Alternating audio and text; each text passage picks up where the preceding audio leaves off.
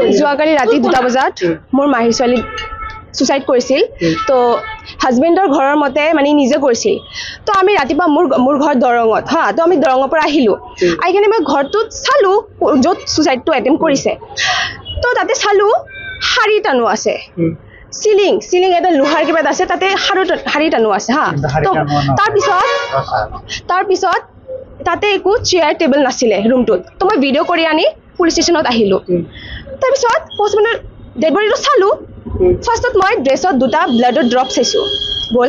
তাৰপিছত চাওঁতে হাতত অলপ স্ক্ৰেচৰ দাগ আছিল, এইখিনিত ব্লাড জমা হৈ আছে এইখিনিত। তাৰপিছত অলপ ডাউট লাগিল।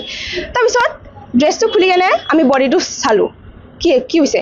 চাইছোঁ এইখিনিত গোটেই মাৰিছে, মানে ফ্ৰুট প্ৰিণ্টৰ দাগ, মানে ইয়াৰ হাজবেণ্ডৰ ফ্ৰুট প্ৰিণ্টৰ দাগ লাগি গৈছে, মানে এনেকা মানে ঘূৰিয়াইছে, পূৰা মাৰিছে, পূৰা এইখিনিত পূৰা ব্লাড জমা হৈ গৈছে। তো সিহঁতে মানে এনেকুৱা টাইপ দেখাইছে যে নিজেই আত্মহত্যা কৰিছে, বাট প্লেনটো সিহঁতে নিজে মাৰিছে, সিহঁতে নিজে মাৰ্ডাৰ কৰিছে। বাট এনেকুৱা দেখাইছে যে মোৰ বাই নিজে মৰিছে। কি নাম আপোনাৰ বাইদেউৰ? ৰিমি সেন। আৰু হাজবেণ্ডৰ নাম কি? নন্দ সেন। ক'ত হয়? তুলসীবাৰী। কি কৰে তেওঁ? ফাৰ্মাচী দোকানত কাম কৰে। সেইটো সিহঁতে গম পায়। য়েছ, সিহঁতৰ অলপ সৰু কাজিয়া লাগি থাকে। প্লাছ হাজবেণ্ডৰ গাটো স্ক্ৰেচৰ দাগ চালোঁ। ল'ৰাটোৰ কৈছে যে মোৰ লগত মাৰপিট হোৱা নাই, কিন্তু অলৰেডি তাৰ গাটো স্কেচৰ দাগ আছে আৰু তাইৰো আছে। তেনেহ'লে সি মিছা কৈছে। আৰু সি যি ওলমি আছে, কাপোৰটো যি ওলমি আছে, তাতে নাই টেবিল আছে, না বিচনাটো বহুত দূৰত আছে, কাপোৰটো অলপ দূৰত আছিল।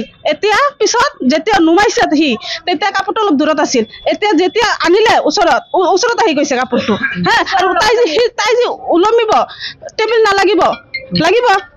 প্লাছ হেৰি যি কৰিব, কাপোৰটো অকলে ৰছীৰ নিচিনা নহয়, তাৰ এইখিনি যে হেৰি কৰিছে ৰছীৰ নিচিনা, ৰছীকে মাৰাৰ নিচিনা হা।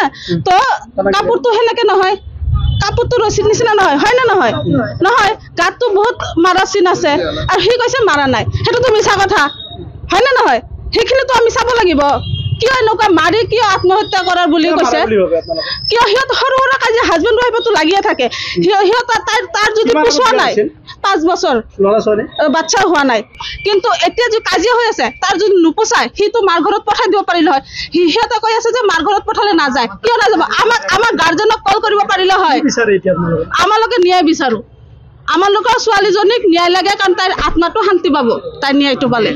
আগে পিছে অলপ হৈ আছিল, বুজিছে? ন্যায় লাগে, পুৰা ফুল ন্যায় লাগে। মাৰ্ডাৰটো সিহঁতে মাৰপিট হৈছে, মাৰপিট কৰিছে, কৰি পেলাই মাৰিছে। কেনেকুৱা ৰূপ দিব চেষ্টা কৰিছে?